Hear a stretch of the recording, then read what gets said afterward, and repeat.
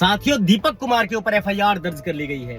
दीपक कुमार यानी कि आप यूं समझ सकते हैं कि मोहम्मद दीपक, जो मोहम्मद दीपक उत्तराखंड का रहने वाला है, वो एक दुकान पर खड़ा था और जिस दुकान पर वो खड़ा था वो एक मुसलमान की दुकान थी। तब कुछ लोग उस दुकान के ऊपर आते हैं हिंदुत्व का चोला पहन करके और ये कहते हैं कि तुम्हारी दुकान पर बाबा नाम क्यों लिख रखा है तुमने, ये तो हिंदुओं का नाम है। तब वो मुसलमान युवक जो है वो घबरा जाता है और कहता है कि मैं जल्द ही नाम चेंज कर लूंगा। तब दीपक ने वहां पर ऑब्जेक्शन किया कि ये देश मुसलमानों का भी है, उतना हिंदुओं का है, इतना क्रिश्चियन, ईसाई, पंजाबी, सिख, तमाम जो लोग हैं, धर्म किसी जाति को मानने वाले हैं, तमाम लोगों का ये देश उतना ही है जितना कि हिंदुओं का है। उसके बाद में उन्होंने कहा, जो लोग वहां पर आए थे उन्होंने कहा कि तुम्हारा नाम क्या है, तो उसका नाम दीपक कुमार था। उसने कहा कि मेरा नाम मोहम्मद दीपक है। अब हटाओ, तुम दुकान का नाम हटा रहे हो तो मेरा नाम हटा करके दिखाओ। उसके बाद में एक दल जो है वो भयंकर भीड़ लेकर के उसके जिम के आगे पहुंच जाता है, तोड़फोड़ करता है और उसके बाद भी उसके साथ घटना घटती है, मारपीट होती है और उसके बाद भी साथियों उस दीपक कुमार के ऊपर एफआईआर दर्ज की जाती है कि तुमने 3000 रुपए चुरा लिए और एक घड़ी चुरा ली।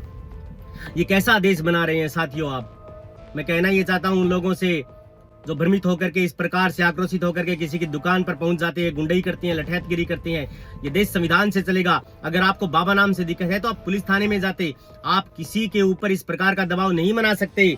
वो उसका कामकाज करने का एक तरीका है, वो मिसयूज नहीं कर रहा है अपने नाम का। लेकिन मैं बताना चाहता हूं, जब दीपक कुमार ने ऑब्जेक्शन किया, जो आज नेशनल हीरो है, उसके ऊपर एफआईआर दर्ज की गई और वो भी चोरी के मामले को लेकर के।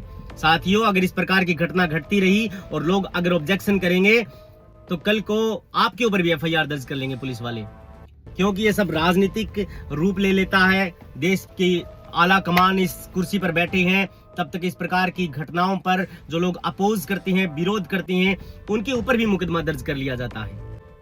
जिसने इंसानियत का परिचय दिया, उसने कहा कि मैं ना हिंदू हूं ना मैं मुसलमान हूं, जब मैं मर जाऊंगा तो मेरे कर्म मायने रखते हैं। इसीलिए उसने अपना नाम मोहम्मद दीपक बताया, जो एक प्रकार से भाईचारे का प्रतीक था।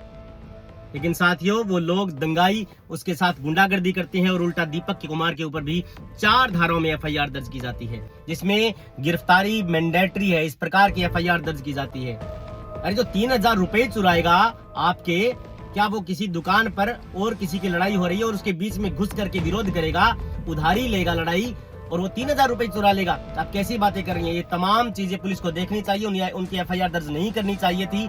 जिन लोगों ने चोरी की एफआईआर दर्ज करी, एप्लीकेशन दी है, इस प्रकार की अगर घटना घटती रही तो कोई भी आगे आकर के विरोध नहीं करेगा, अपोज नहीं करेगा। सभी लोग, तमाम लोग ये सोचेंगे कि यहाँ पर तो हिंदू मुसलमान को मार रहा है, मुसलमान हिंदू को मार रहा है, मरने दो, इससे हमें क्या मतलब है।